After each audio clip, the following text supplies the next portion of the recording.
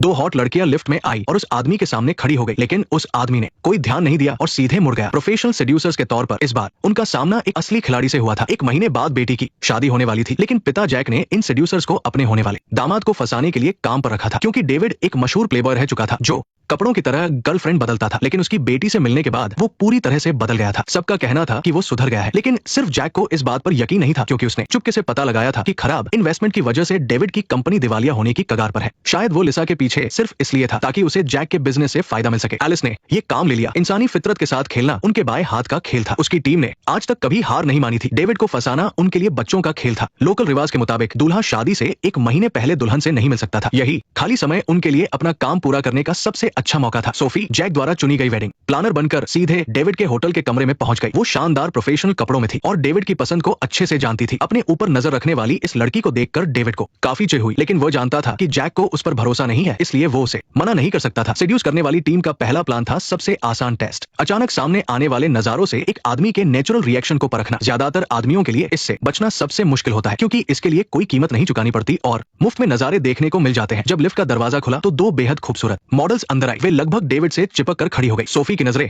David की आंखों पर टिकी थी। उसका तजुर्बा कहता था कि ऐसे अचानक दिखने वाले नजारों के सामने आदमियों का रिएक्शन सिर्फ कुछ सेकंड में सामने आ जाता है। उस वक्त उनके खुद के कंट्रोल का कोई असर नहीं होता, लेकिन जो हुआ वो काफी हैरान करने वाला था। खूबसूरत लड़कियों के सामने होने के बावजूद डेविड सीधे दूसरी तरफ मुड़ गया। जब तक वे लड़कियां चली नहीं गई वो नहीं घुमा। इस पूरे वक्त उसके माथे पर सिलवटें थी और वो जानबूझकर उन्हें इग्नोर कर रहा था। ये कोई दिखावा नहीं था, बल्कि उसकी आदत बन चुकी थी। ऐसा लग रहा था जैसे ये मामूली ट्रिक्स अब उस पर काम नहीं करने वाले थे। ऐसे लोग अपने लक्ष्य को लेकर बहुत जिद्दी और जुनूनी होते हैं। उसके लिए शादी सिर्फ प्यार की मंजिल नहीं थी, बल्कि एक ऐसा प्रोजेक्ट था जिसे उसे हर हाल में पूरा करना था। लेकिन एक ऐसा इंसान जो हर वक्त अपने लक्ष्य के बारे में सोचता है वो हमेशा अलर्ट मोड में रहता है। इससे उसे बहुत जल्दी थकान हो सकती है। ऐसे में मसाज से बेहतर कोई रिलैक्सेशन नहीं हो सकता। तभी मीना की एंट्री होती है। मीना को देखकर डेविड थोड़ा हिचकिचाया। उसकी बातों ने डेविड की सारी टेंशन दूर कर दी। मीना उनकी टीम में फिजिकल बाउंड्रीज तोड़ने में सबसे बड़ी एक्सपर्ट थी। उसका तरीका यह था कि वो मसाज के जरिए आदमियों को शारीरिक स्पर्श के कंफर्ट जोन में ले आती थी और फिर जब वे पूरी तरह रिलैक्स हो जाते तो उन्हें फंसा लेती थी। फिजिकल टच की एक्सपर्ट होने के नाते वो एक बात अच्छे से जानती थी, लगातार और हल्के स्पर्श से ऑक्सीटोसिन हार्मोन निकलता है, जिससे इंसान को करीब होने का एहसास होता है। जब दिमाग से पहले शरीर रिलैक्स हो जाता है तो इंसान के उसूलों की दीवार थोड़ी कमजोर पड़ जाती है। जल्द ही डेविड पूरी तरह रिलैक्स हो गया। मीना ने मौका देखकर उसे और फंसाने की कोशिश की, लेकिन आखिरकार मीना भी नाकाम रही। उसके करियर में ये पहली बार था जब किसी ने उसे मना किया था। एलिस ने उसे दिलासा देते हुए कहा कि डेविड का माइंडसेट बहुत मजबूत है। उसने शादी की वफादारी को अपनी पहचान के साथ गहराई से जोड़ लिया है। कोई भी चीज जो उसकी इस पहचान को खराब कर सकती है वो तुरंत उसे अलर्ट कर देती है। ऐसा लग रहा था कि इस बार उनका पाला एक बेहद मुश्किल खिलाड़ी से पड़ा था। अगर खूबसूरती का जादू काम नहीं आया तो इसका मतलब उसका कोई बड़ा लक्ष्य है। इस बार एलिस ने खुद कमान संभाली, क्योंकि डेविड की कंपनी को पैसों की सख्त जरूरत थी। इस बार उसे फंसाने का लालच सिर्फ खूबसूरती नहीं बल्कि उसका करियर था। एलिस एक टॉप लेवल की इन्वेस्टर बनकर उसके सामने आई। वो एक ऐसा इन्वेस्टमेंट कॉन्ट्रैक्ट लेकर आई थी जो डेविड की कंपनी को बचा सकता था। डेविड जाहिर तौर पर इस अनजान औरत पर भरोसा नहीं कर रहा था। उसने एलिस का बिजनेस कार्ड नहीं उठाया और सीधा वहां से चला गया। वापस लौटते वक्त डेविड ने एक बिजनेस मैगजीन में एलिस का इंटरव्यू पढ़ा। क्या ये वही लड़की नहीं है जो आज आई थी? क्या तुम्हें लगता है कि ये वही है? हाँ, ये पक्का वही है।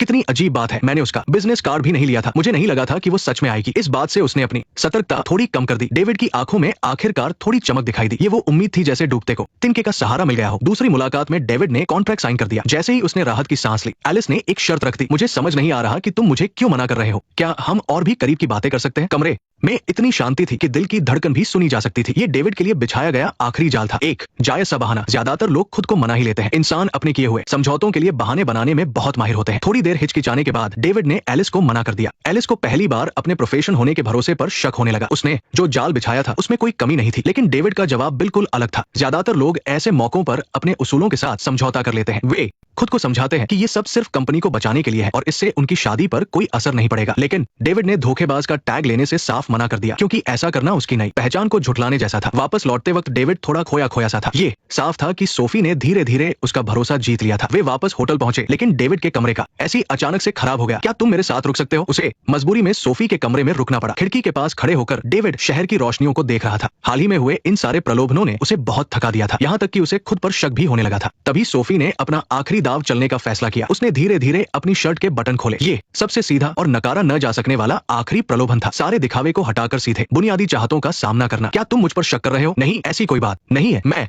अपनी पत्नी से प्यार करता हूँ, लेकिन सारी लड़कियां जैसे पागल सी हो गई है। शायद वो तुम्हारी पसंद की नहीं है। नहीं, वे बहुत अच्छी है। हर किसी की अपनी खासियत होती है, लेकिन मैं उनके साथ अफेयर नहीं करूंगा। क्यों? क्योंकि मैं अपनी जिंदगी का सबसे अहम कॉन्ट्रैक्ट खोना नहीं चाहता। अपने सामने खड़े डेविड को देखकर सोफी को अचानक समझ में आ गया कि पिछले 2 टेस्ट में उसका रिएक्शन इतना अलग क्यों था। वो प्रलोभनों से लड़ नहीं रहा था, बल्कि वो अपनी एक नई पहचान बना रहा था। उसके लिए हर बार मना करना कोई बलिदान नहीं था, बल्कि खुद को एक बेहतर इंसान बनाने का एक तरीका था। डेविड अपने रास्ते से नहीं भटका। ऐसा नहीं था कि उसमें कोई चाहत नहीं थी, बल्कि उसने पहले ही चुन लिया था कि उसे एक अच्छा पति बनना है। एलिस ने जैक को इस टेस्ट के फाइनल रिजल्ट के बारे में बताया। जैक को भी इस सच को मानना पड़ा। अपने हाथों से सालों की गलतियां, अब सब खत्म हो गया। कार्टर, नहीं, मैं तुम्हारी मदद करूंगा। तुम्हें मेरी मदद करनी ही होगी। ऐसी बातें अक्सर होती रहती हैं, तुम्हें पता है ना। हम बिल्कुल तुम्हारे जैसे ही हैं। हाँ, बिल्कुल तुम्हारे जैसे। मैं तुमसे भीख मांगती हूँ, मुझे कोई नुकसान मत पहुंचाना, मुझे मत मारना। ये मेरा जन्मदिन है। कहानी यहाँ आकर एक खूबसूरत मोड़ पर खत्म हो गई, लेकिन एक प्रोफेशनल सेड्यूसर होने के नाते एलिस की आंखों में पहली बार उलझन थी। उसे लगता था कि इंसानी फितरत कमजोरियों से भरी एक भूल भुलैया है और उनके पास इसकी चाबी है। लेकिन आज किसी ने अपने बर्ताव से उसे बता दिया था